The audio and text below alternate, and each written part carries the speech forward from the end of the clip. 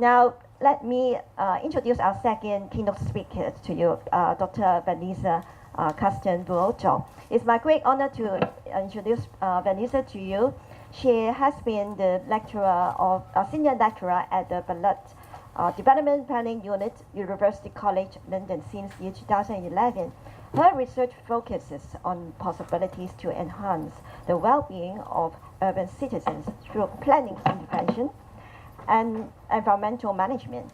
She is right now the principal investigator of the project Mapping Urban Energy Landscapes, so stakeholders, power, structural politics, who are the winners and losers, and some things, which seeks to understand the relationship between energy use, access to services, and spatial transformations.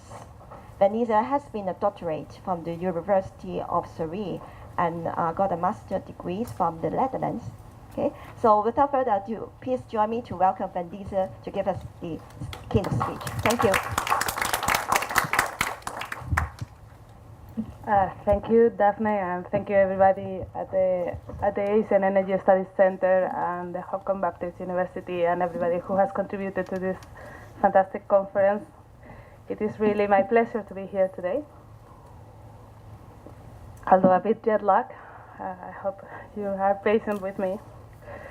And it's also a hard act to follow Professor Jeff, but I think also our talks complement each other quite well. So I'm going to read it to keep within time. The latest statistics are very positive about the rapid spread worldwide of renewable energy technologies, with countries in the Asia-Pacific region spearheading this transition, as Professor Ye has already explained in the case of China. However, energy access and energy poverty remain the hidden side of the global energy transition. It is a dual process. A transformation towards sustainable energy has to happen in parallel with a global change to deliver universal energy access, as emphasized in the Sustainable Development Goal 7, which is the energy goal. But so far, progress towards global objectives for universal energy access has been really disappointing, in contrast with objectives to increase the percentage of renewables in the energy budget. For example, the World Bank with other partners, produces the Global Tracking Framework. They argue that 1 billion people worldwide did not have access to electricity in 2014. Since 2012, the access rate increased only in 0.27% per year. And that means that we won't be achieving the objectives for electrification for 2030. But when we talk about access to fuels and clean cooking, the figures are even worse. Over 3 billion people worldwide lack access to clean modern fuels. And the rate of improvement, which is only 0.46% per year, is even more discouraging. And it almost predicts that achieving the goal of universal energy access by 2030 is practically unachievable.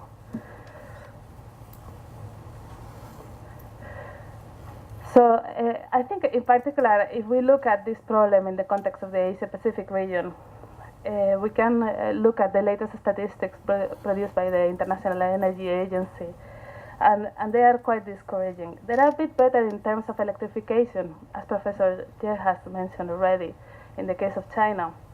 The levels of access to electricity have improved radically in the last years, but they remain low in certain countries, for example in Indonesia and Philippines. But improvement of electrification, particularly in the urban areas, which is the medium where I study, remain compounded with other factors that also affect energy poverty. And as worldwide, progress towards the use of modern fuels has been disappointing, as much here as elsewhere. In fact, the majority of people without access to fuels lives in Asia. Between China and Southeast Asia, there are 725 million people who rely on traditional biomass for cooking and heating their homes. That represents about a third of the population in these countries. This is even more important when you consider that for very poor families, cooking and heating account for the greatest fraction of the energy they consume. So if we are going to have a global energy transition, this is a challenge that we cannot ignore. The majority of people without access to electricity and clean fuels live in rural areas. Nevertheless, energy access challenges in urban areas are also significant. So now, worldwide, over 880 million people live in slums in developing regions, in households that suffer multiple deprivations in urban services, space, and security of tenure. Such households routinely lack access to a reliable and affordable supply of electricity and clean fuels. According to UN Habitat, 31% of the urban population in Southeast Asia and 26% of the urban population in East Asia still live in slums. So this is not a challenge we can ignore. Energy access in urban areas continues to be a challenge, even though many times doesn't go recognized. So my intention here today is to reinvigorate a research agenda on universal access to modern energy services in urban areas, which can join to great advance in other agendas researching energy transitions. I think this research challenge requires considering two policy considerations. First, policies need to address the lack of installed capacity for energy access and limited availability of clean fuels for the poorest people. Addressing this persistent challenge will require a substantial amount of public finance, while recognizing a diversity of feasible provision models. Progress in this area has concentrated in Asia, where multi-actor efforts in the context of industrialization have improved the rates of energy access in urban areas. For example, I think one of the best examples has been in Indonesia, where a national level program, including governmental institutions, business, and consumers, has facilitated a large shift from kerosene to liquefied petroleum gas in 50 million homes.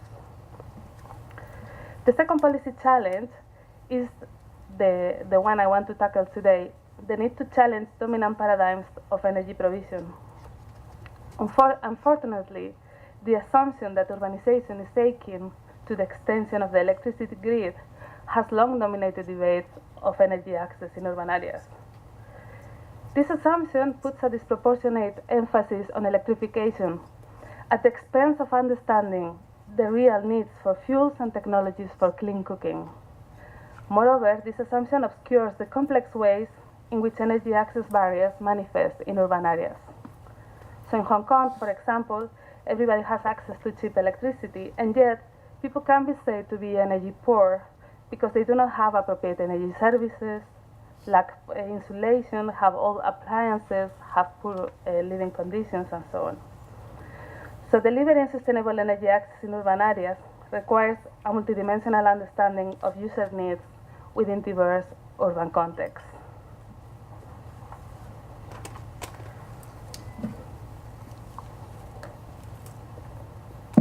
One of the greatest obstacles in achieving progress towards energy access is the dominance of a technocentric approach in policy and decision making.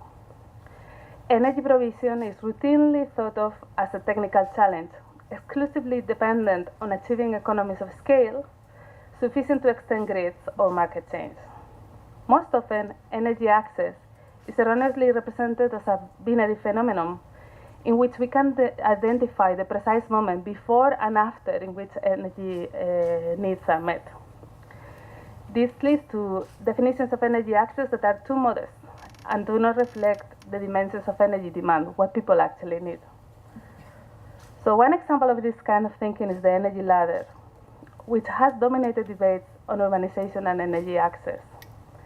This model assumes that urbanization enables households to move up the energy ladder because households rationalize the use of energy, adopting cleaner and more expensive fuels as their income increases. As a result, energy access in urban areas is most often treated as a homogeneous process of fuel adoption and grid expansion. However, empirical evidence has long shown that households use multiple fuels and sources of energy simultaneously. Benjamin Sobakol, for example, a social scientist based in the UK, has made a big effort to redefine the energy ladder alongside ideas of service provision rather than just access to fuels. Nevertheless, even when looked at from the perspective of the services provided, the energy ladder model lacks explanatory power to explain why low-income urban populations cannot access the energy services they need. Instead, I believe that energy access should be understood as part of a progressive process of well-being improvement. Access is not only dependent on the supply of electricity and fuels. Clean cooking depends both on fuels and the technologies employed for cooking. Energy services also depend on the built environment. For example, the space available for cooking, ventilation and illumination within buildings and available appliances. Moreover, from street lighting to the maintenance of green spaces, energy access is closely linked to the development of the built environment and public space. In slums, for example, access to energy is directly linked to livelihood opportunities. So investment in energy services is a key driver of development. Thank you. Let me go back to the case of Indonesia. From 2007 to 2011, the government of Indonesia implemented a program to switch 50 million households from kerosene to LPG. Pertamina, the national oil company, estimates that the reduction of this amounts to 6 million, a reduction of 6 million kiloliters of kerosene per year. And this, they estimate, is equivalent to a reduction of 8.4 million tons of carbon equivalents per year. I mean, that's fantastic. In addition, the fuel switch also reduces the emissions associated with kerosene and has saved the Indonesian government approximately $7 billion of US dollars in paraffin subsidies. So the case is impressive, whatever way you look at it. However, an evaluation of the extent to which the program reduced energy poverty by Peter Mulder at the University of Amsterdam and other colleagues found that the LPG program, I quote, failed to substantially reduce the overall number of energy poor people, although it has been effective in alleviating extreme poverty. So I think that's a very interesting case because it's symptomatic of the policy approaches that dominate energy access in urban areas and why they are limited to address the needs of the energy poor. For those families who can be incorporated into the network model of the energy ladder, they are well served by current programs to improve energy access. And those programs may also be able to reach the households living in extreme poverty, for whom marginal gains make a big difference. In the middle, however, the majority of people facing energy poverty in urban areas are people who get by in low incomes, dealing on a day-to-day basis with the structural constraints of such magnitude that a national level fuel switching program cannot bring transformation. This is the segment of people whose energy needs and constraints we need to understand. So this is what I have been doing since 2012 with the project Urban Energy Landscapes, which was funded by the Economic and Social Research Council of the UK. So the central idea of the Urban Energy Landscapes project, is that the spatial organization of the urban energy influences both how energy is provided and how it is used in a given urban area. And this both the spatial constitution of provision and consumption, of production and consumption, are spatially related. So urban energy landscapes can be defined as spatial patterns of urban energy systems, and these are visible in the built environment. Regularities in the way systems of energy provision and use are organized help to understand energy access questions. For example, the spatial distribution of electricity may condition energy access and the use of alternative fuel resources, such as charcoal and firewood. The other central idea to the notion of urban energy landscapes is the idea of coevolution. So the idea that the systems of use of energy, the different behaviors around energy and the different perceptions about how energy has to be used, co-evolve with the technologies available and the ideas of design in the built environment but also with the ways ecological resources are transformed through using those technologies. So this diagram tries to represent the idea that we can understand the past trajectory, but when we look at what to do, we are faced with open pathways towards the future. So since 2012, I have studied 4 contrasting examples of urban energy landscapes. So in Hong Kong, it's a compact city. I mean, I don't have to tell you. It's a compact city with relatively low carbon per capita, but high levels of energy consumption. Bangalore, which is here at the bottom, is a sprawling city whose energy demands are growing rapidly. Maputo in Mozambique is a city with excessively low consumption per capita, where access to modern fuels continues to be a challenge. And Concepcion, the last photo here then, is a city whose energy system is completely centralized and managed from within the capital city in Chile, Santiago de Chile. So each case study was developed with a combination, of spatial analysis, archival research, and participatory mapping of energy systems, except in Hong Kong, where I could never do that. The combination of methods are intended to create an exploratory and multidimensional account of different urban energy landscapes. So I want to give you a couple of examples of this research to illustrate the analysis. So as you know, the city of Hong Kong provides affordable energy to all its population with a relatively homogeneous network which depends on fossil fuel imports. So roughly half of the supply comes from coal, a quarter from gas, and a quarter from nuclear, mainly from mainland China. City officials express concern with decarbonization and energy security, but argue that there are no renewable alternatives because of the city's geography, the high levels of consumption associated with high urban density, and the stratospheric land prices. Activists claim that the combination of the current regulatory system and cheap energy prices prevent efficiency gains and innovation in the energy system. But they also emphasize the history of the built environment as a major factor shaping opportunities for reducing energy consumption and changing means of provision. Despite the availability of modern energy networks, energy poverty is associated with poor housing conditions and lack of appropriate appliances. Hong Kong has, generally speaking, a relatively uniform energy landscape. In contrast, Bangalore in India suffers from supply problems with an intermittent supply of energy, particularly during the monsoon months. Bangalore was the first city in Asia to be electrified, but today the electricity network suffers from lack of coordination and planning between many suppliers and regulatory institutions, so they're diametrically opposed from Hong Kong. All Bangalore citizens have become accustomed to develop private solutions for their energy supply, and they vary in relation to housing conditions in different neighborhoods.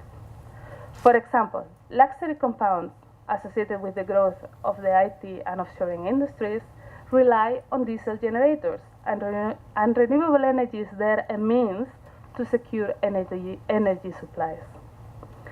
At the other end of the spectrum, for the roughly 500,000 people living in Bangalore in precarious informal settlements, portable solar lamps may be their only hope of a reliable lighting service. During most of the year, the city resembles a slice of Gruyere cheese, with holes that represent the very poor communities lacking energy access. During the monsoon, however, when the cuts of the electricity system begin, the city resembles an archipelago of richer communities with independent energy supplies surrounded by a city in the dark. Thank you. The cases suggest a variety of patterns, not just these 2 examples, but the whole cases. There are patterns uniform, fragmented, scattered, in terms of how different fuels and electricity are provided and who can access them. Qualitative research among policymakers reveals that these patterns relate to the actual trajectories towards sustainability, both in terms of decarbonization but also improving energy access for all.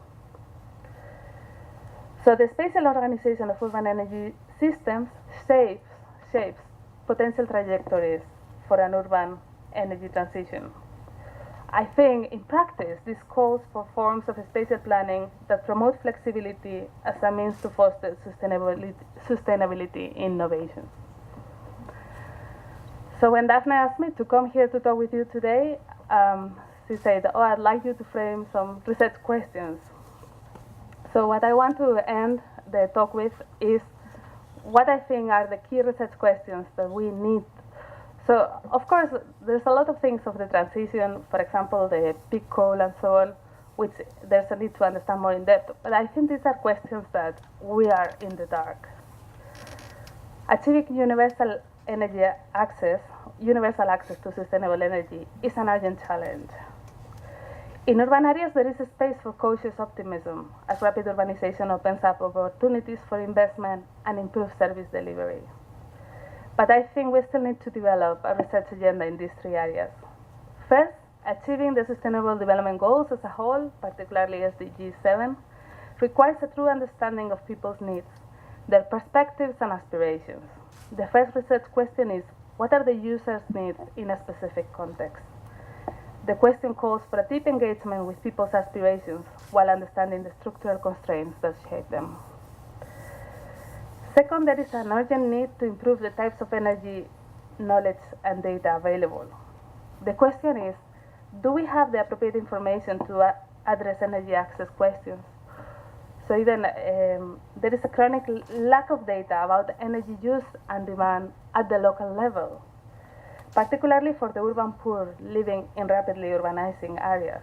So for example, I show you data about energy access and access to modern fuels and electricity, and I show you data about informal settlements, but we don't have a clear idea of how they overlap. We can make assumptions about it, but the data is just not there.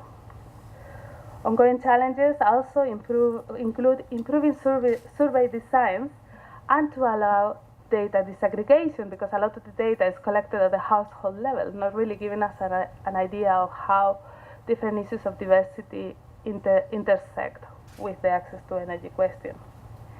And third, in urban areas, different types of action may be effective to address context-specific constraints. So the question is, what is the match between government policies for energy access and the needs of the urban poor? So as Professor Ye was saying, we cannot just assume models can travel from one place to another without any critical assessment of them. So to what extent do existing systems of delivery suit people's needs? Do planning systems address noticeable deficiencies in service delivery? So do we have to reconsider both energy planning and territorial planning? Overall, these research questions and policy recommendations emphasize models of energy delivery that recognize users' needs in context. These questions highlight the importance of socially inclusive action and apply interdisciplinary research. And I do agree, social research is a lot more difficult than engineering. A lot of times I think, oh, I wish I had remained in my engineering career. But we can make a difference towards broader transformations and towards a universal, towards achieving the goal of, and towards achieving the goal for universal energy access in urban areas. Thank you very much. Vanesa for giving us a very interesting and important keynote speech on a very important topic. Now we do have a couple of minutes to take questions and comments from the audience.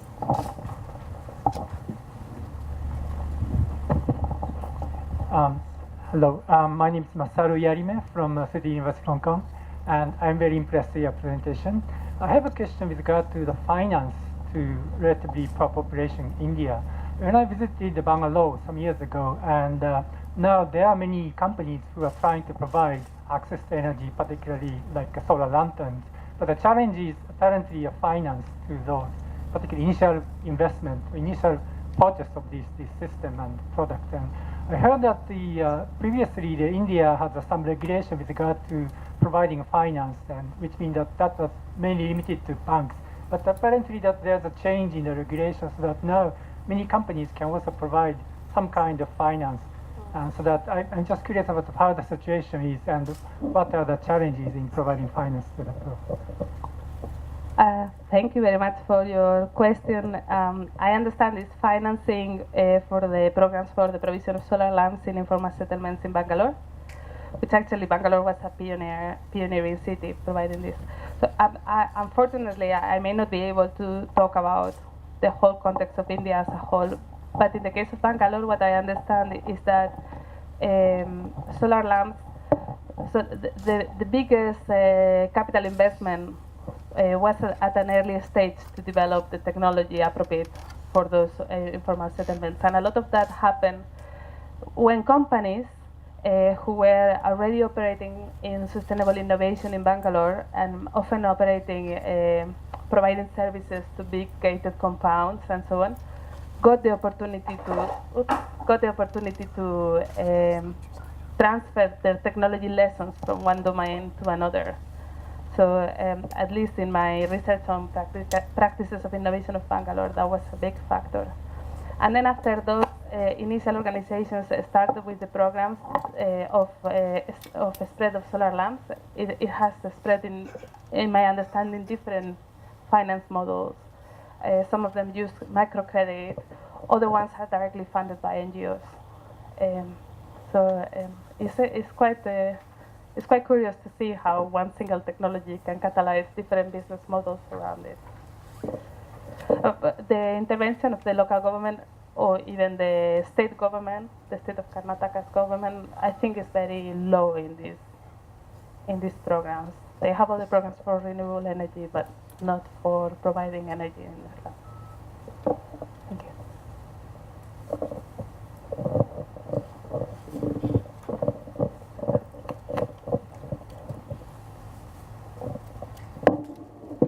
Any other comments, questions?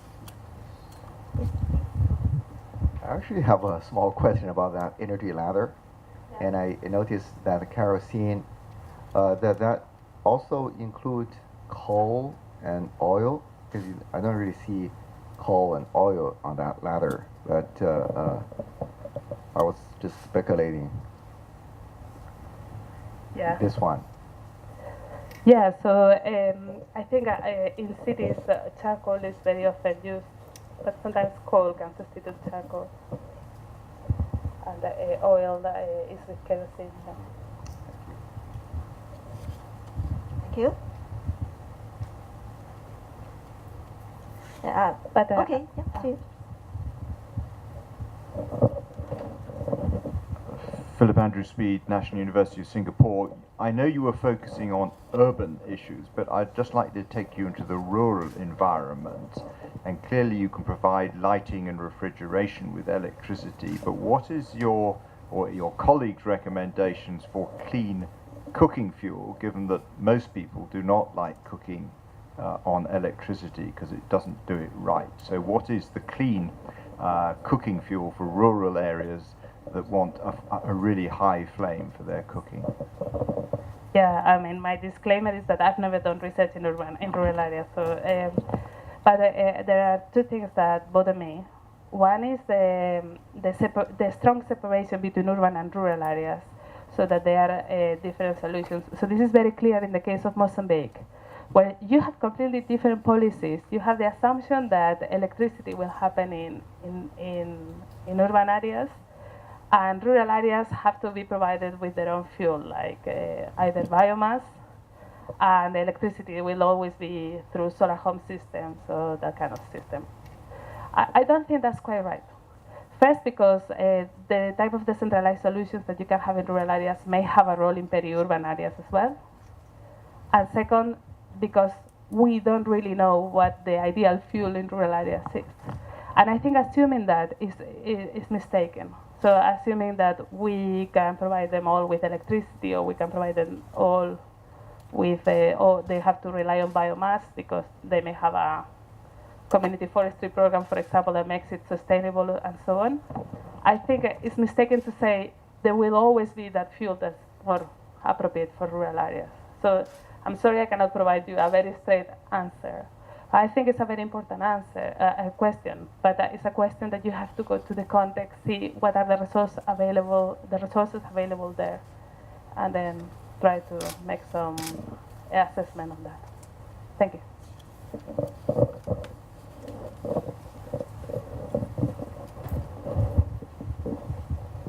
Thanks a lot, Vanessa, for your talk.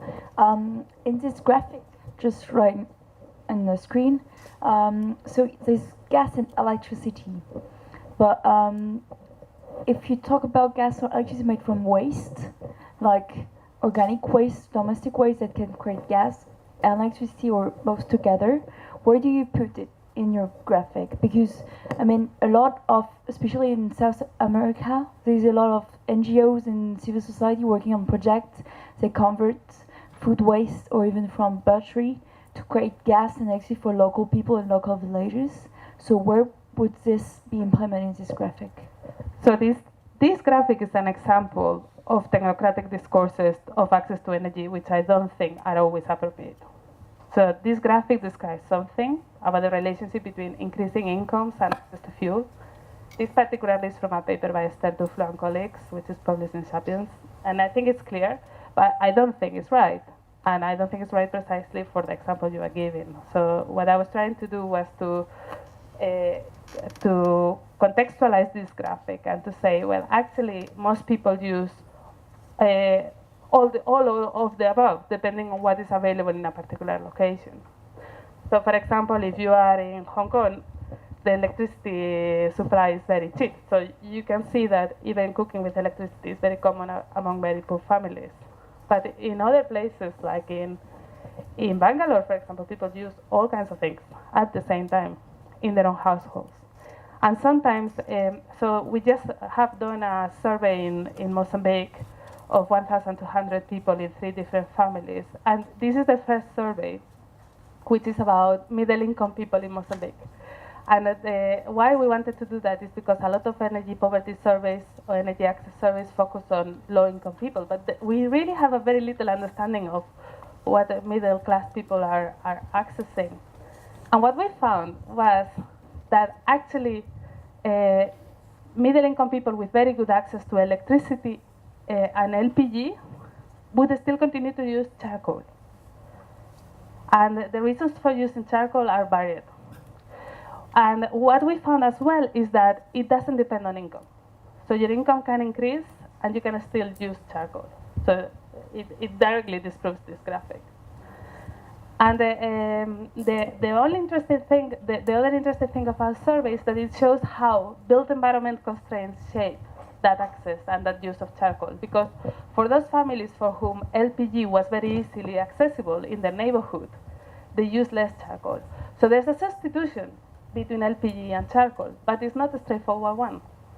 And people would still continue to use charcoal for their parties, or to do a certain type of meat, or for certain occasions. I think it's time. Yeah.